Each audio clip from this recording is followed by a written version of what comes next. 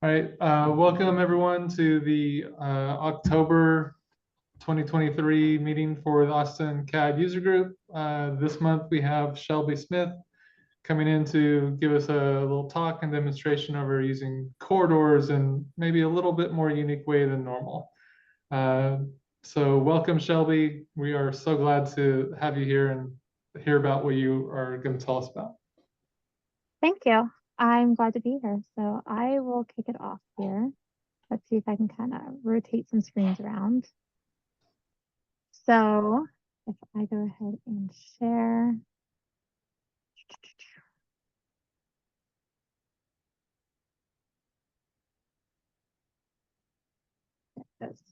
Okay, so I am going to be presenting today about corridors for site design. I have developed a little bit more unique way in how I'm showing corridors that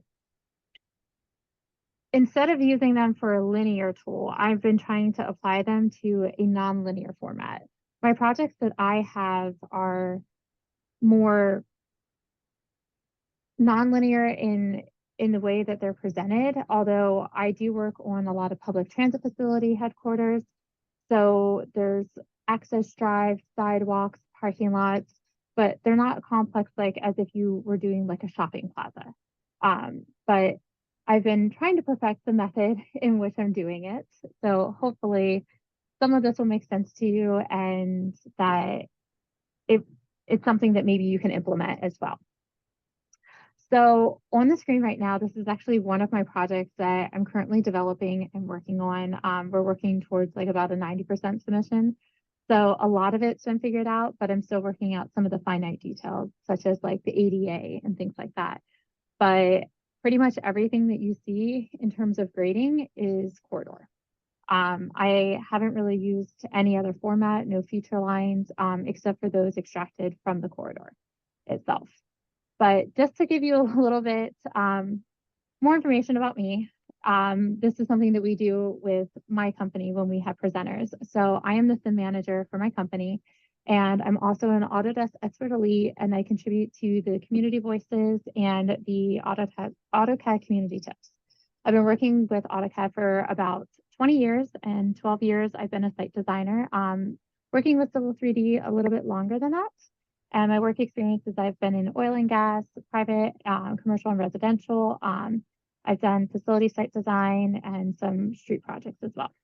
And I did go to Penn State with a bachelor's in civil engineering.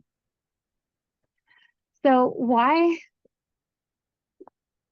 should you be using corridors instead of feature lines for site grading? So typically, even with Autodesk, the way that they promote their products, that they encourage the use of feature lines, but I don't like them for quite a few reasons, but they lack depth. They don't have that additional information that I'm looking for. Like there's no like wearing course, there's no sub base. I can't calculate the materials. If I want to see it in 3D, it's really just a surface line. There's nothing else that's going, contributing to that.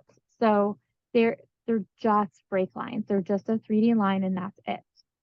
In addition, the way that you're controlling feature lines, like for example, if you have a parking lot, you're doing it all around the perimeter. So you're trying to control something and keep an even slope, but yet you're pulling it all from the side. So when you have, a parking lot, for example, and you're doing ADA, you have 1% or maximum 2% that you're trying to hold to, but yet you're applying that from the edges. And even if you strike a baseline down the middle, it never seems quite right. The surface lines, once you profile it, can be jagged and just kind of, you get that triangulation from the tin that just doesn't ever seem to work exactly the way that you want it to. In addition, feature lines are just by nature finicky. They're more prone to corruption. And then especially if you compound grading objects on top of them, you're just asking for trouble. The way that I used to grade before I started using corridors was that I would have my perimeter line for my feature line when I was doing parking lots, and then I would use grading objects, and I would do a top of curb, which was set off by 1 inch for your batter with the height that I was trying to do, and then I would do another grading object for the back of curb, and then I would do a daylight off of that. So the more I stacked those entities up together, the more corrupt they had the potential to be. And there are different times that they truly did become corrupt and just blow up my drawing on me. And if you've ever had grading objects blow up, you know that once they do, it's really hard to kind of get rid of that information in your drawing. It's like the diamond that you click on for the grading objects is out in space someplace. And it seems like no matter what you do, that information is still just left in your drawing. And then the last thing is, I don't know if you have ever created typical sections. That's something that I work on with the two managers that I work closely with, that they have a background in highway. My background was in site design, but kind of coming to work with them, that they wanted to see typical sections. They wanted me to cut sections and see what was happening every 25 feet. And we would provide typical sections, and still do, on our site plans that was part of our set. And when I was doing just feature lines for grading, then I had to draw in with polylines and hatches all of your pavement depths, all of your curb, all of your sidewalk. And the moment I made a modification to my surface, that stuff all had to be redrawn. And so, you know, in that 11th hour, right before you're submitting plans, when you go to, you know, change your surface, and then all of a sudden your typical section isn't what it's supposed to be. So that's why I kind of switched to corridors, that I like the way that they update. And then finally is that feature lines, like when you're sharing it into Revit, Revisto, model collaboration through Autodesk Construction Cloud, they don't show that same information, such as like how Revit does, where it's, you know, 3D entities, you're looking at walls, you're looking at windows. Our stuff was just a blanket surface that really did not show any type of more information. So why should you work with corridors instead for site grading? So the way that I do it, you can have feature lines as a baseline for a corridor, but I prefer to have alignments and profiles. Although corridors are far more time consuming to build, they are a lot faster to make the modifications to. So once again, let's take that parking lot scenario back into case. If you're doing a parking lot and you change your slope from, say, a 2% to a 3%, you know, that may be chasing around all those points around the perimeter to make sure that happens. Whereas if you're doing it with a corridor, I can go right to the assembly and I can just say, oh, yep, change that from 2 to 3, rebuild, done. So it is a lot faster once you put in the work. So, you know, I mentioned about the typical sections. When I cut typical sections now, there's not really any part that I'm drawing. The only thing that I'm doing is adding dimensions and some call outs so that we can show what the materials are that you're using. I also love that using corridors, that you really have smooth transitional surfaces. I don't know if you deal with utilities and stormwater, but when you're cutting profiles, sometimes that surface when dealing with feature lines can look really jagged just by the way the triangulation works. And the more you try to swap those tin lines and kind of move things around, you sometimes actually are ruining the integrity of the surface, that you make it smooth in your profile, but it might look bumpy someplace else. So when dealing with corridors, it just inherently makes that very smooth. And I'll show you an example of that in one of the next few slides. So I talked about the cross sections, but also for the typical sections, I like to cut cross sections as I design. So, you know, having those highway engineering managers over top of me, I kind of got into the habit of cutting cross sections, and even more frequently than what they were asking for, that I would cut them every 5 feet or 10 feet. And it's a really great check to review your work and make sure that it's actually being modeled and designed the way that you intend it to be. You know, are all of your slopes checking out? You know, is there something weird going on? That it's just a really great way to check your design. And then I have been working with one of my coworkers that we create our own sub-assemblies. And I don't like the out of the box. And you have so much more ability to customize what your corridor can do if you get into subassembly composer. It's a little intimidating to start to learn just because there's not a lot of material out in the world on how to use the program. There's some great resources in the Autodesk Expert Elite community. I hope to contribute a little bit more to the Voices blog on some of the ways that you can utilize subassembly composer a little bit better. But once you kind of learn the basics of it, you can let your imagination go and see what you can do with it. So I will be using in my example today, all of my own subassemblies. None of the things that I use is out of the box. And then another advantage of using corridors for your site grading is that when you're creating those subassemblies, that the way that I do them, you can have a datum that is the bottom of everything that you're adding to your assembly.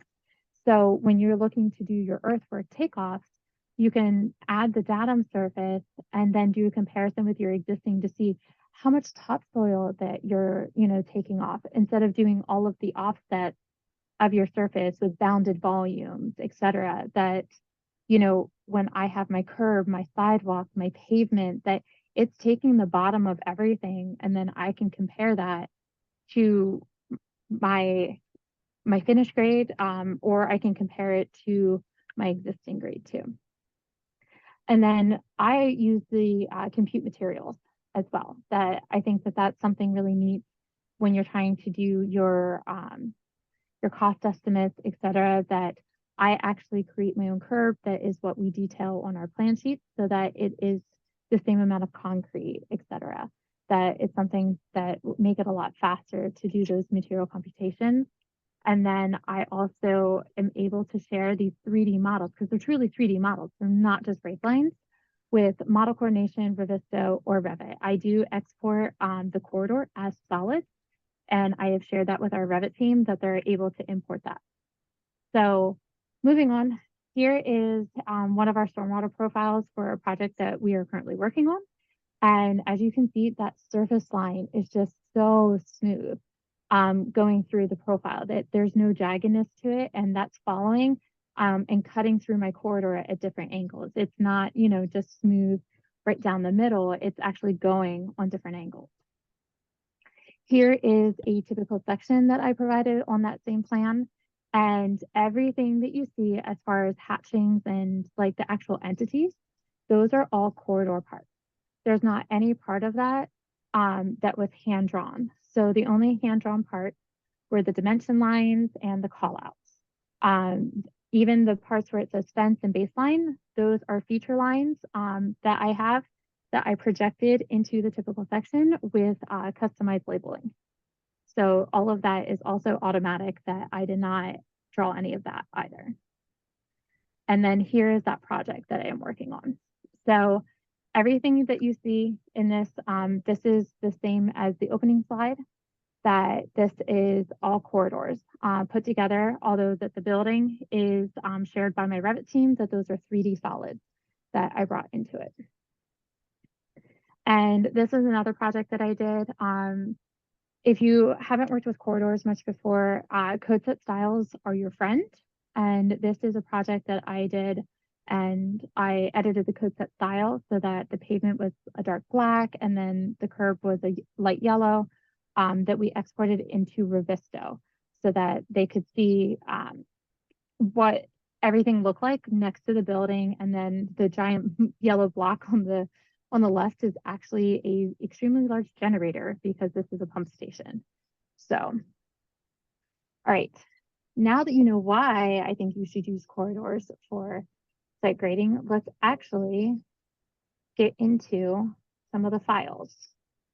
So over here, I have a file of a project that I have duplicated. So this is a project that I actually did model. It's in construction. It's actually almost finalized, but I thought it would be a good example to kind of start off. This is a very large building. So this houses buses for maintenance and storage. And then there is also administration with office space. And then we have a parking lot, an access drive that comes all the way around, a circulation space. And then there is also a fuel pump area. And This was one of the first projects that I modeled with corridors. It was not perfect the way that I did it. There were some gaps.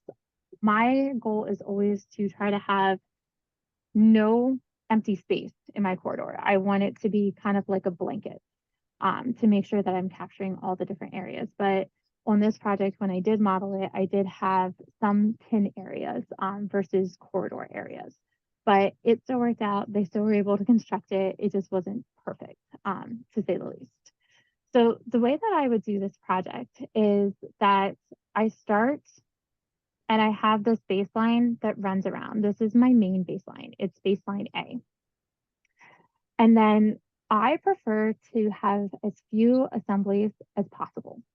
So I will use different types of targeting. Now in 2024, which I'm in right now, although I have 2022 open on my other screen to show you some existing projects that we're working on, that you have the ability to do corridor transitions now, where that was not possible before. And I'll get into that when I get into 2022, but I've been doing this whole process of keeping it to just few sub-assemblies for several years now.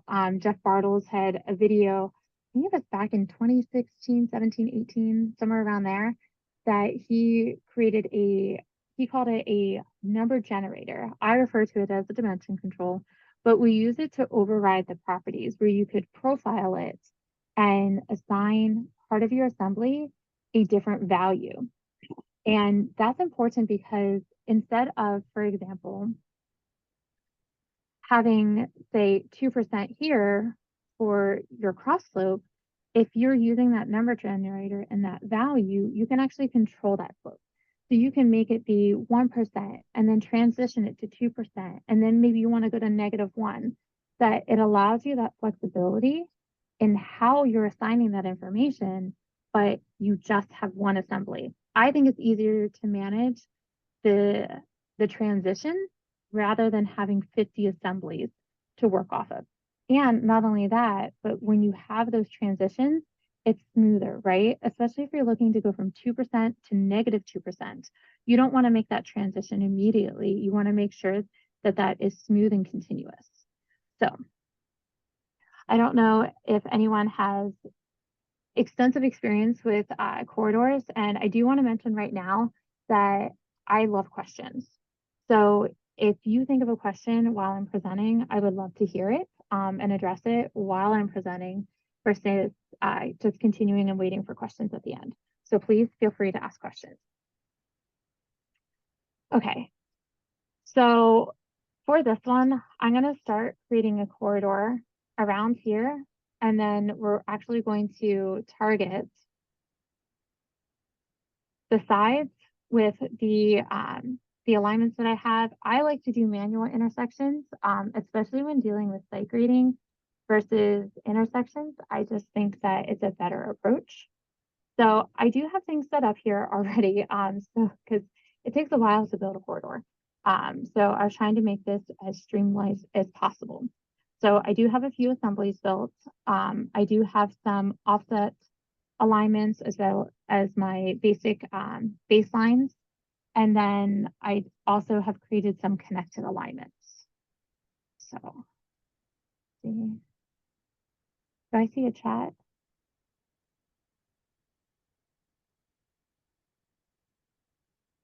So there is a question that about sharing key files across the design team if they need to modify your design.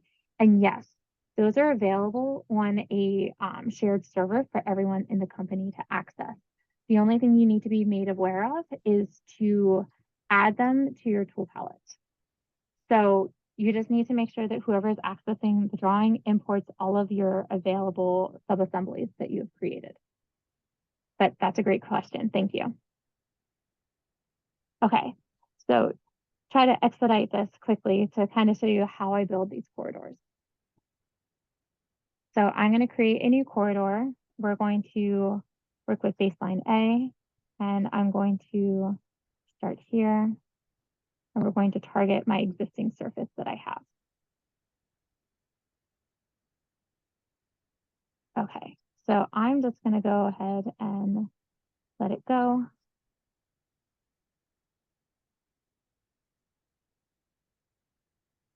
Boom.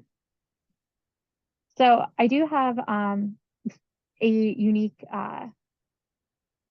daylight as well, that it can vary. It can go, one of my coworkers and I built it, it can go from 2% to 4%, or 2-to-1 to 4-to-1 to 6-to-1, depending on a width target that we give it.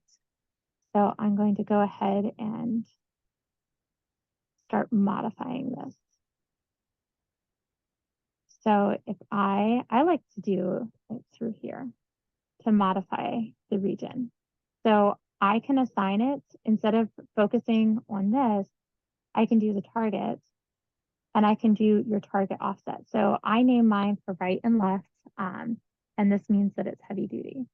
So I have not changed the width of it. It's staying 24 feet the whole way around, but I do want to target the elevations. In those offset assemblies, I did change the offset profile properties. So we do change from 2% to -2, etc. So I'll choose for the target elevation, we'll go to our baseline A, and then which one is that one? That was my right. So we're going to go to baseline A right, and we're going to choose that profile. And then we'll do the same thing for the left.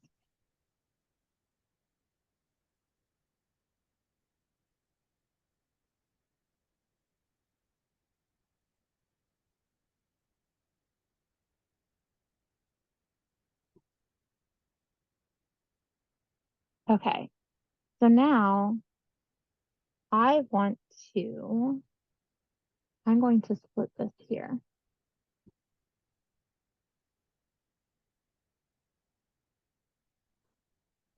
My mouse keeps spinning and jumping at me, so sorry about that. It's always fun when you go live. So I'm going to go ahead and split the region.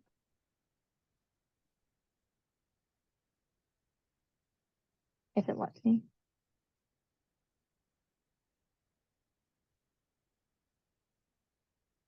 Right.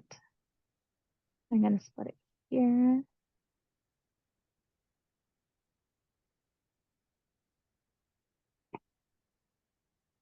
Here.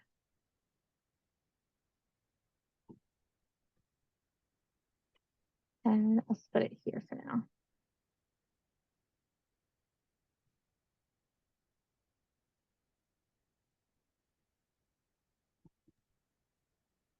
So here's one of the easier parts. So I am going to target, if we go to our region properties, and I'm going to go into this region. I frequently do the width, and this is one of your easier ones to edit, right? Is that if we target your offset on the left-hand side. So my baseline starts over here. Was there a question? No? Okay. I think Tom's mic is open. I think you got it. We're good. Okay. So I am going to choose a polyline. I'm going to select it from the drawing, and I'm actually going to choose this curve line here.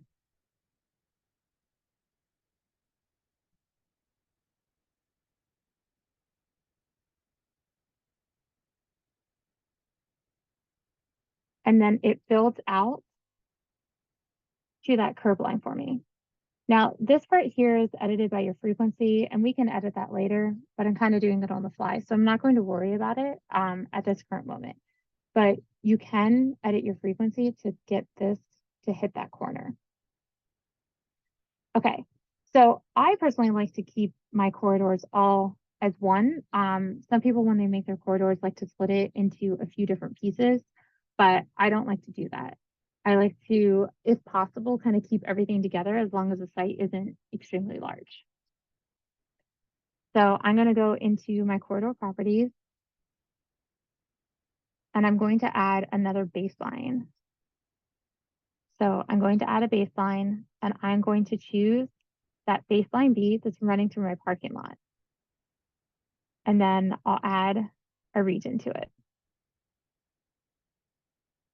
And we're going to use baseline B.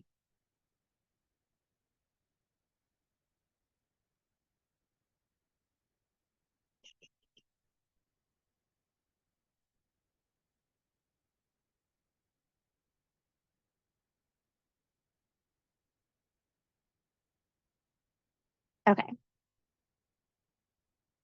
They're crossing, but don't worry about it. We're about to fix it.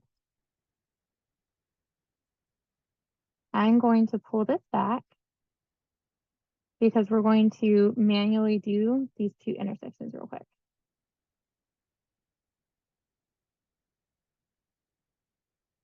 So we'll pull this back to about here.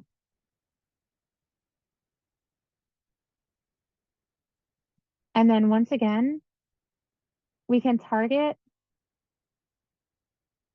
the parking lot. So I've already set what my slopes are. I've set my slopes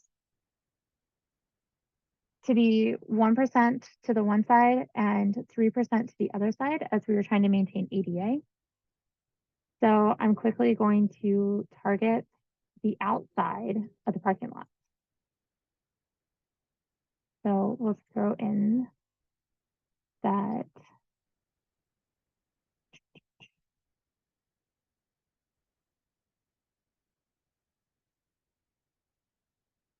you can grab that. And if you don't know about selection cycling, it's one of my favorites.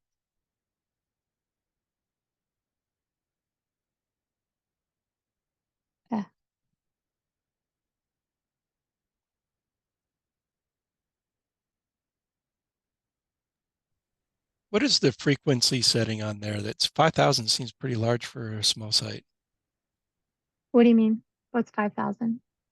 Frequency setting on there? I have it to 5, I believe. Oh, sorry. Yes. Oh, 5. Oh, I thought there was a comma there. No, it's set to 5. Yes. And then I'm going to target this on the right-hand side too. My mouse is driving me crazy right now. It's flicking at me nonstop. I don't know why. Apparently making it angry by sharing screen and doing Civil 3D at the same time today.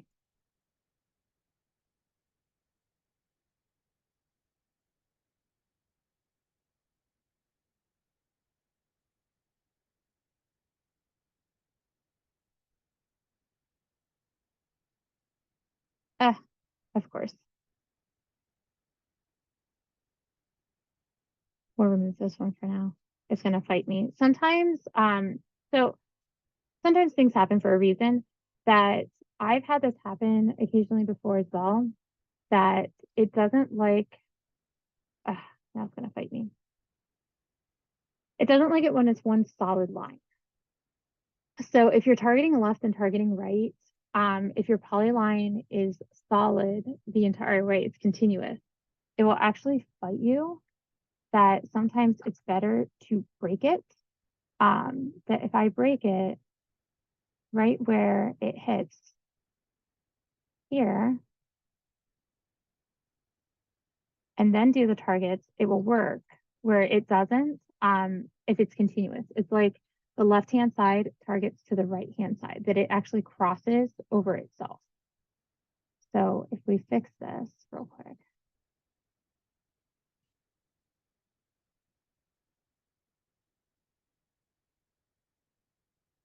This.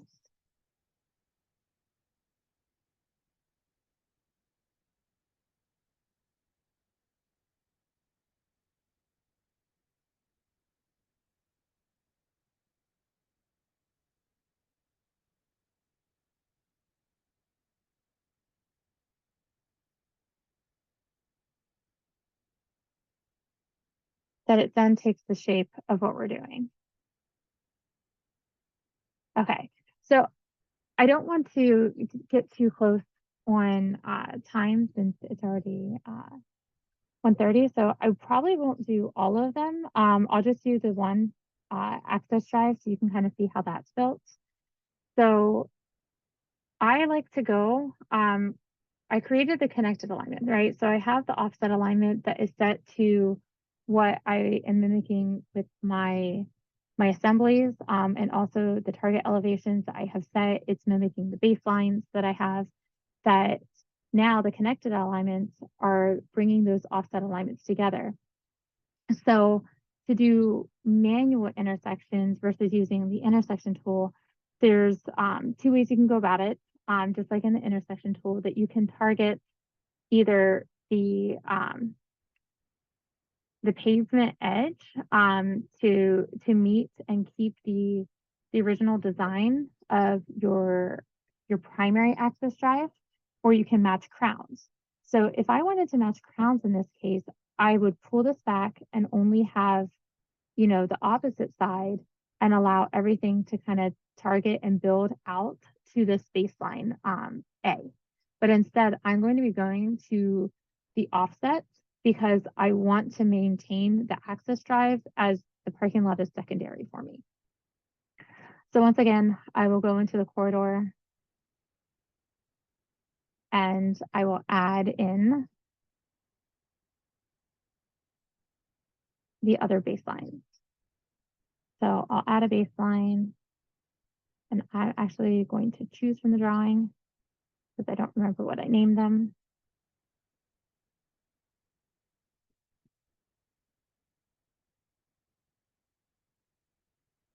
And it has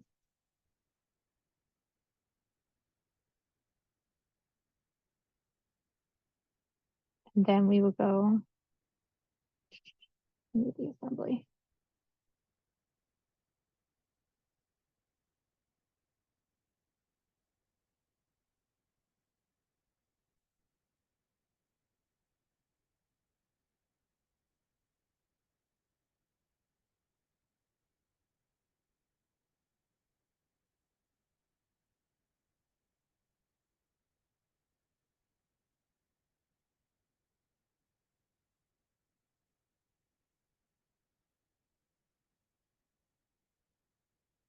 And the way that I built mine, wait, why is it pulling? It pulled the wrong thing.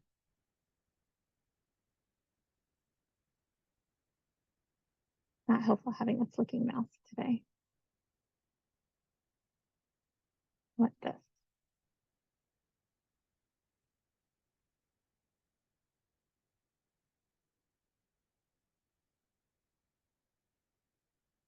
There it goes.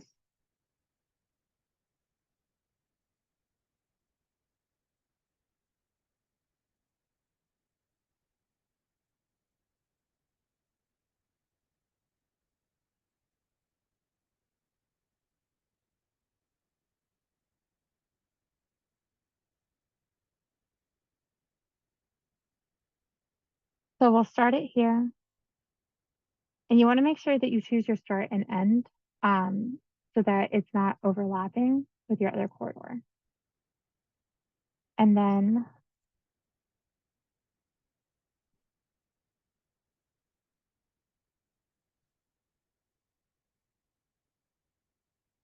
I'm going to go in and change your targets.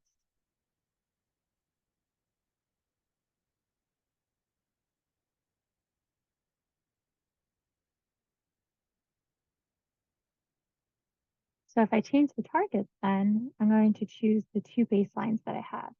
And I'm going to choose it both for the width and for the elevations. So I'm going to go for alignments, and I'm going to make this a little bit bigger. Or not. So we're going to do the baseline left. So we'll go ahead and add that. Where's my add button?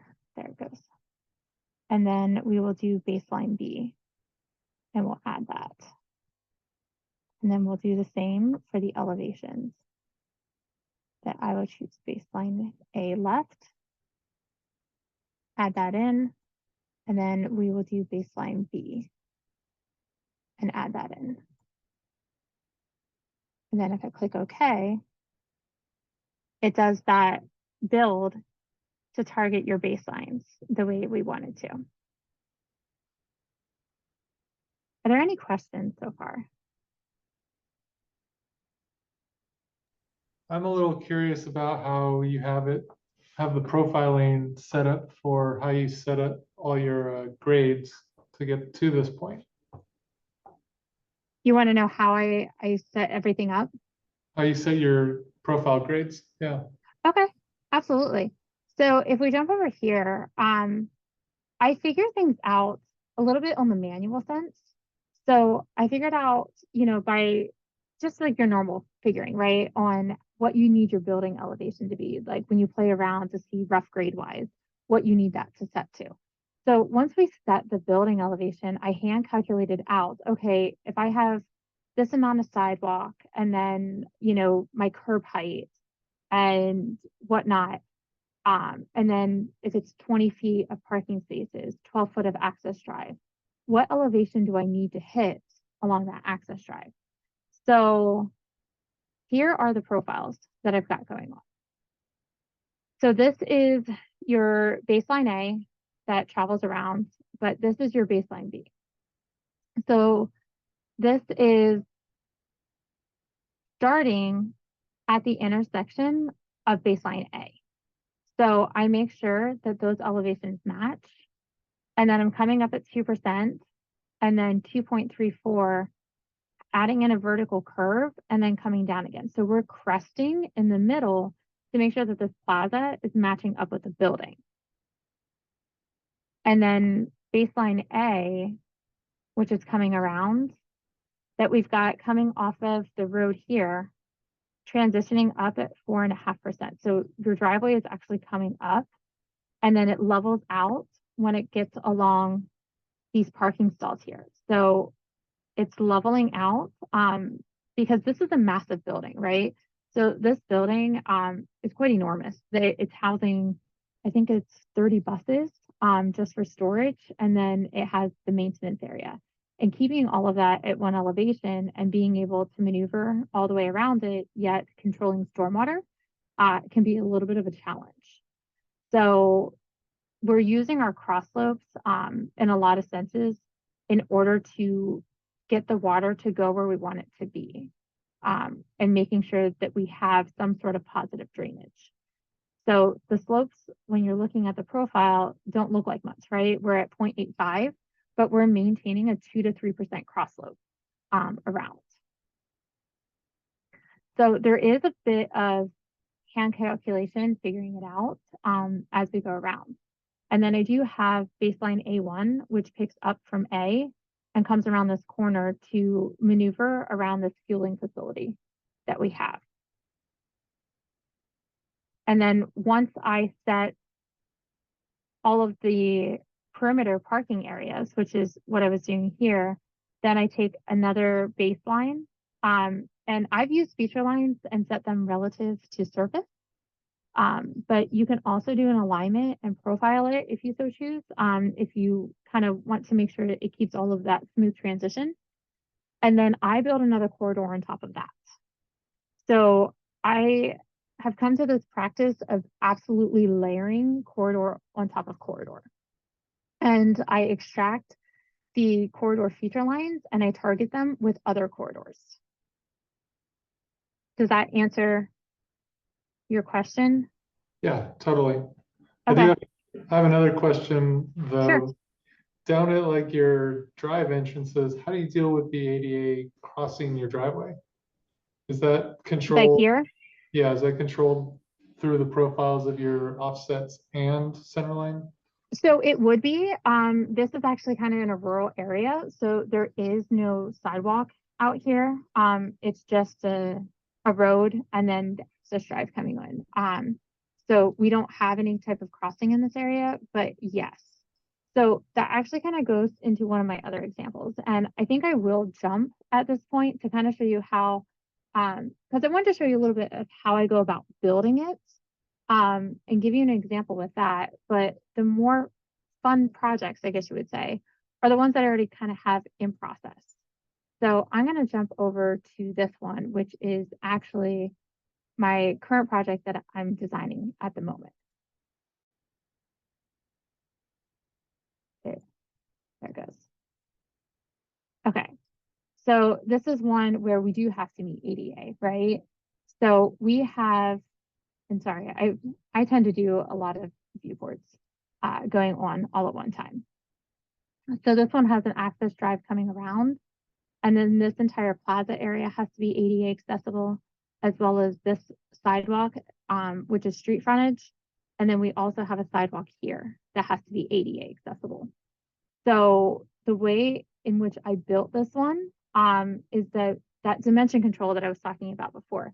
We used it in order to control all of the cross slopes along this access drive. So instead of using the assemblies to control those cross slopes, we actually used a profile to do it. So we transitioned from 2% to 3% to 1% throughout this.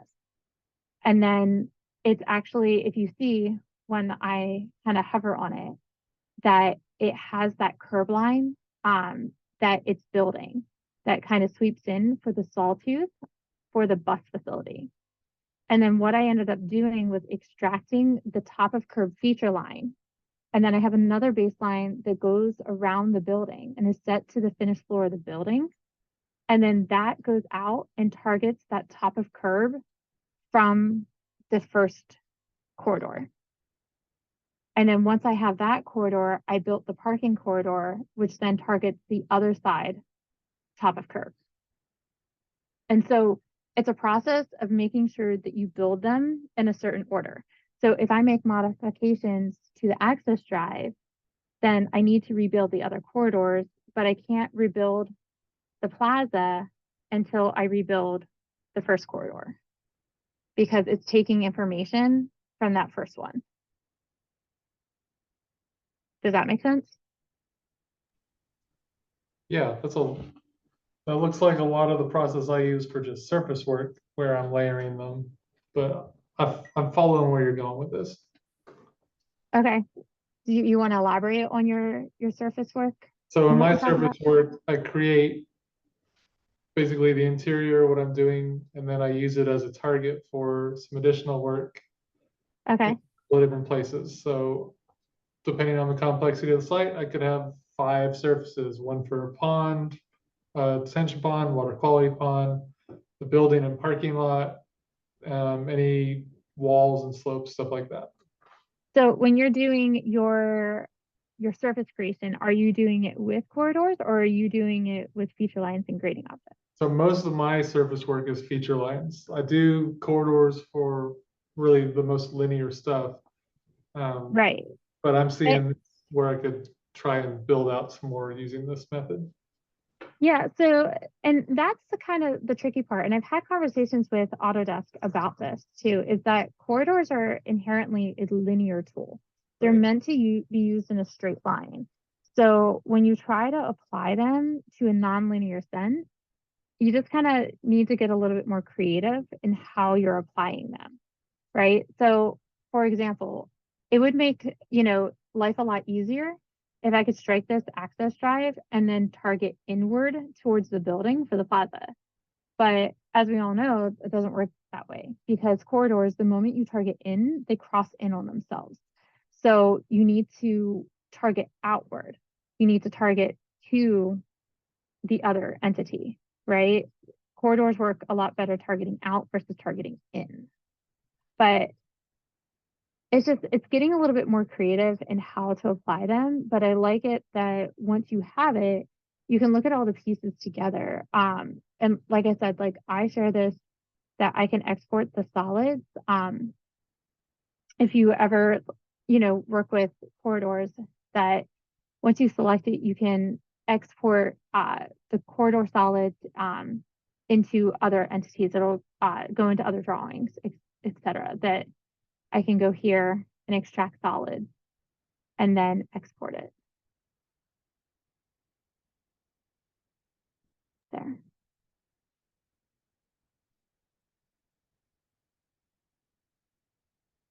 It's fighting me. It's like it's delayed when I'm trying to work. So I apologize. I'm gonna throw this one over on the screen. This one's going back in time a little bit. This one is from 2020. And I built this one a little bit different. The managers that I was working with, they actually wanted the baseline to be along the curb line. And as I said, corridors, they don't like to target inward. They like to target outward. The moment you start coming in, that's when you start getting those bow ties, etc. So for this one, we knew what the building elevation needed to be. And we had the curb line set. So I actually struck alignments between the corner of the building to the alignment to the baseline alignment that I wanted so that everything was still targeting in a perpendicular fashion. So it worked really well to do, target from here inward and then target. I had another baseline coming here that it targeted then to that alignment and created the perpendicular meets.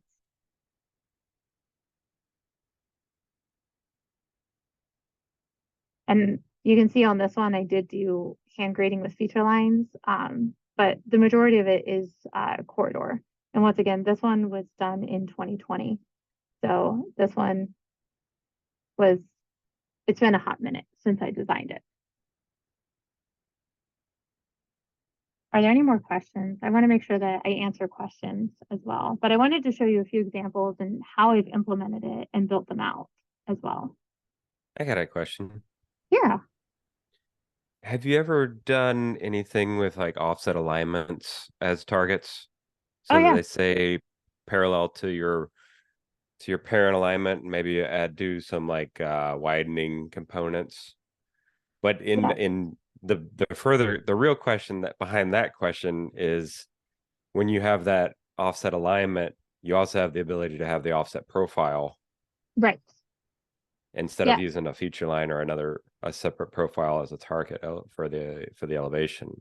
So that's exactly what I did. This is the original project file on where this is. That's exactly what I did on this project. Like I said, this one was started in 2020. It was one of the first projects I used this method of using corridors for. So once again, my mouse is fighting me today. So It's the screen sharing. it really is. It's AutoCAD can't do more than one thing. So yeah. So if I grab this offset alignment, it lets me.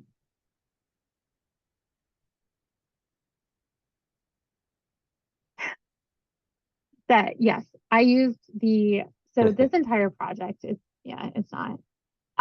That I did almost super elevations and changed it that it's actually banked around this corner.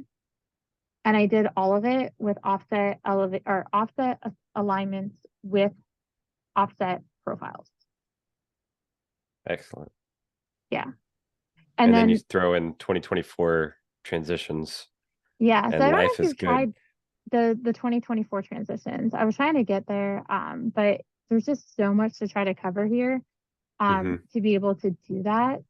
But when you have your curb ramps here, so if you do the method where you set another baseline and target the surface for this, and then you can use those new transitions and start a transition down from a 6-inch curve down to 0, maintain that 0 to the other side, and then transition it back up, you're allowing yourself to do that curb height and doing that flared area for that ADA ramp. And then you can build it out, depends on what works for your situation, whether, you do for like a 6-foot sidewalk and then you target that again, knowing what your elevations are at an offset from the building, or if you want to go from there over to the building. There's a lot of different ways that you can kind of go about it. I haven't been able to put a 0 in. I'd use 0.01. Yes. Yeah. Okay. I've also experienced that. Yeah. It's it doesn't like 0. Trying to infinity. Well, and especially like the way that you do your sub-assemblies too. That sub-assembly is like, once you build them out, it doesn't like to have a 0 value. So you need to give it something, whether that's 0.01, 0.001, whatever works for you.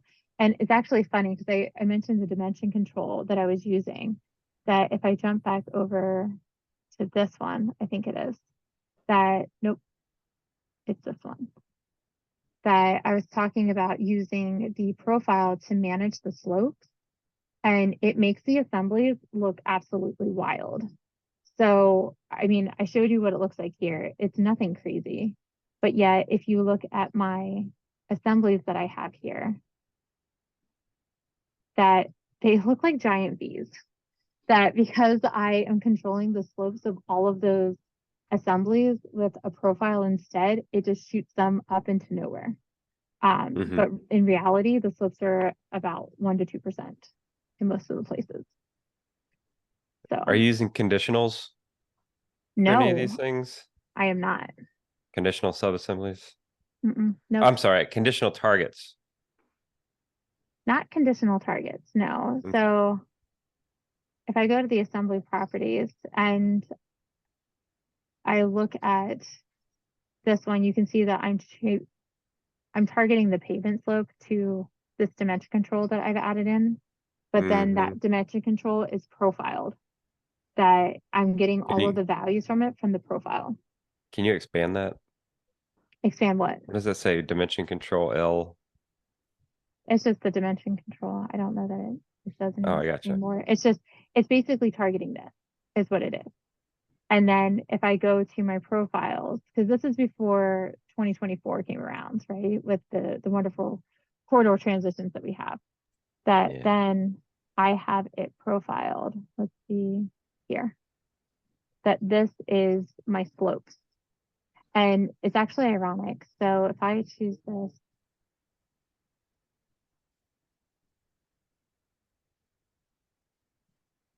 it comes back to life here. I don't know which one it's selecting.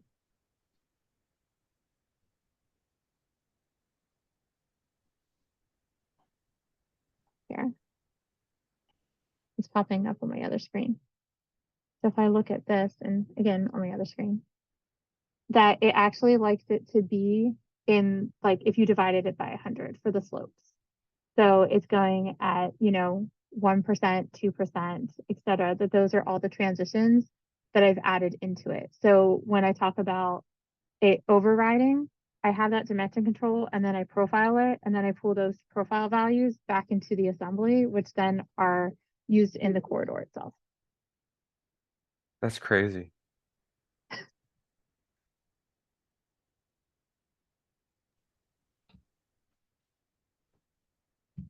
Yes. So someone commented that the dimension control is a generic link that it doesn't print. And that's right. So when I look at the cross sections that I have, so it looks really wild in the assemblies themselves.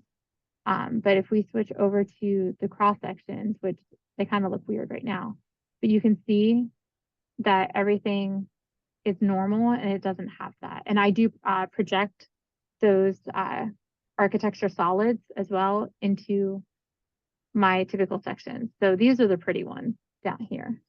But if I hover over it, you can see that this is all corridor. I didn't draw any of it. It's directly from my model that I've designed. So no part of this was hand drawn. That it's all just the different corridors thrown in here and the architecture solids.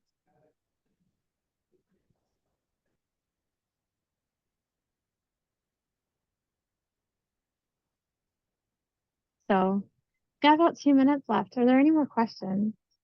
I hope that this made sense. I hope that I conveyed enough of this to you to kind of inspire you to give it a shot. I'm I inspired to like, try this out on something new. say what? I'm inspired to try this on something new. Oh, good. I'm glad. I have a couple of new projects kicking off in the next couple of weeks. At least something to try out. Yeah, it's definitely fun. It takes some figuring. I've been doing this, like I said, since I started. I got inspired to do it back in 2019. I was trying to do it before I went to Autodesk University, and then I took a lot of classes that gave me a lot more information to work from. And I came back and just started really trying to implement it into projects. And at first, it wasn't going great. But now that I've been doing it for about 3 years or so, that I've got a much better handle on it. And the project that we're currently looking at, this is my most recent project that I've been doing. And it's the one that I had the image of in the PowerPoint as well. If I bring that back up here, that it's this project here. And so it's by far the most comprehensive that I've had as far as corridors go, that I'm doing all of the driveway aprons and everything with all the corridors. So what's with the building that you've got in there? Is that just for reference or just to build up? Yeah. So it actually came from the RVT. that our architects actually exported it to me via 3D solids. And then you can import 3D solids into your drawing and have that elevation. So the convenient thing is that they're all set to the same elevation. So I brought those in so that when I'm looking at it, I can see how my sidewalk is matching up to the actual finished floor of the building and making sure that everything matches up the way that I need it to. So for example, this is an adjoining building, and then this is the actual area that we're proposing. And this is just a window, this is a doorway. So it actually falls away from the building at that point. We're exposing scores of brick. So it looks like there's a gap, but it's actually intentional so that I can see how they're all relating to one another. So do you model the finished floor in there at all for your finished surface? I've used a feature line to do it. And so the way that I do it is that I have, of course, different corridor surfaces for each of the corridors that I have. So currently I have 4 of them. And then I take those corridor surfaces and I paste them into an FG surface. And so that feature line for the building gets pasted or added as a break line into that FG surface. So the finished grade that I'm showing is all of them combined, not individual. Yeah.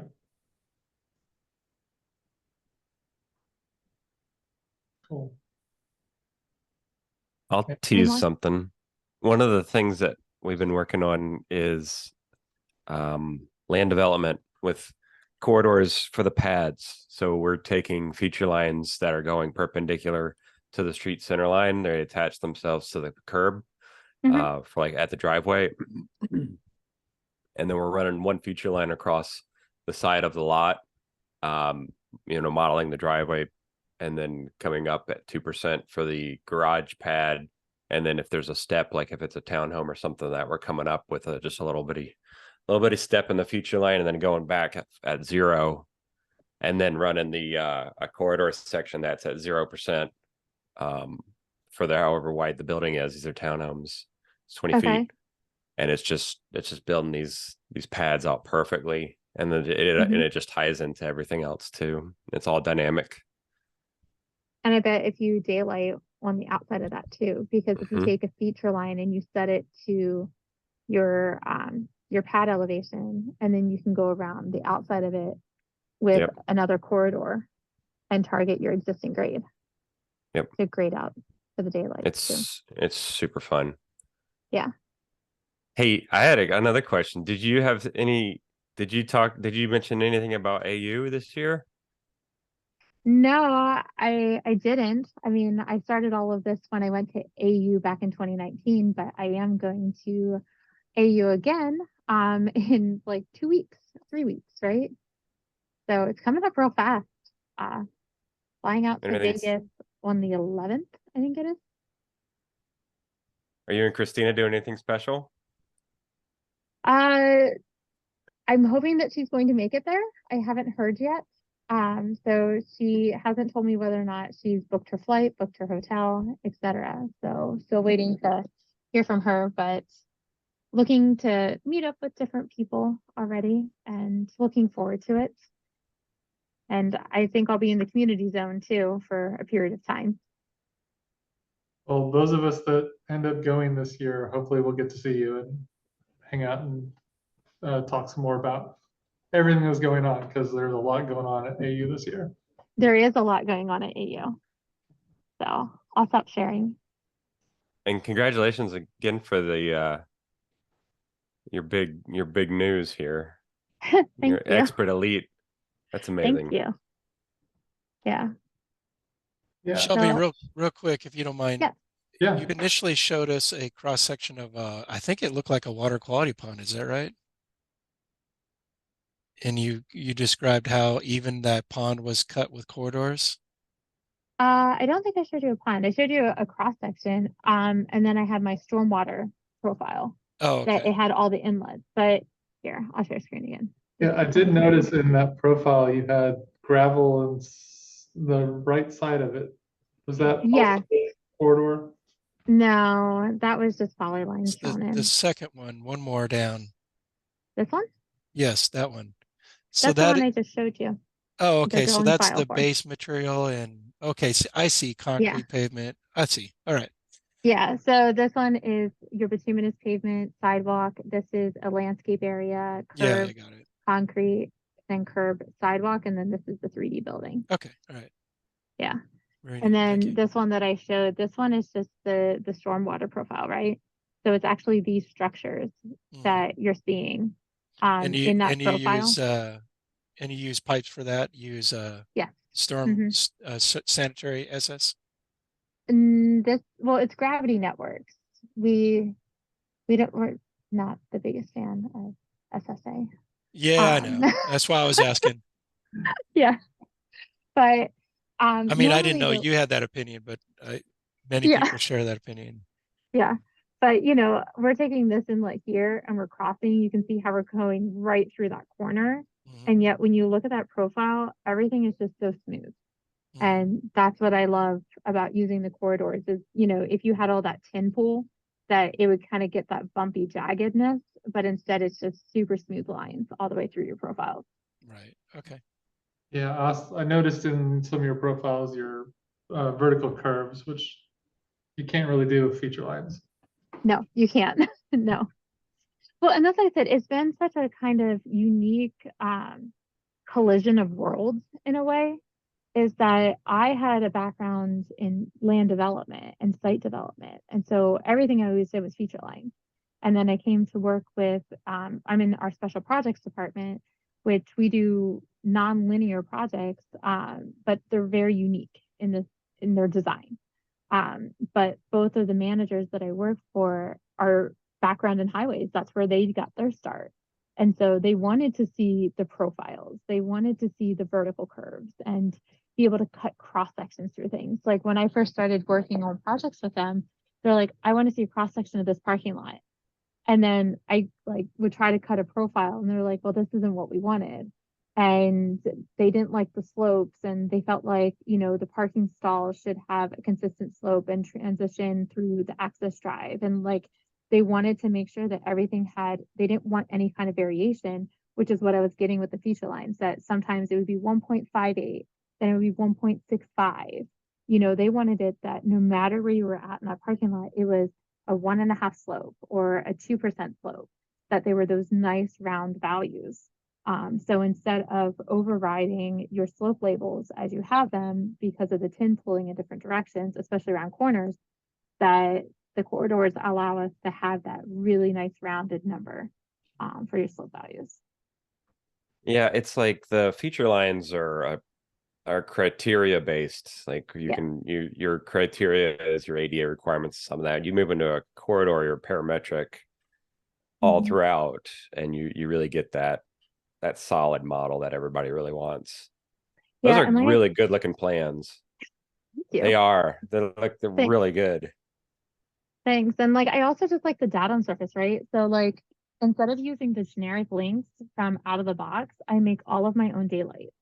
And so when you do that, you allow an input for topsoil depth. And then you can say, oh, I need to strip 7 inches off of here, or I want 4 inches. That once you do that, and then you have that datum at the bottom of that daylight or, grass bench or whatever you're doing, then that becomes part of your datum surface. So you're cutting underneath all of your daylights and your curbs and your pavements and sidewalks, that when you need to do your volume calculations, that you have a better analysis of what your earth moving is. So I like that part too.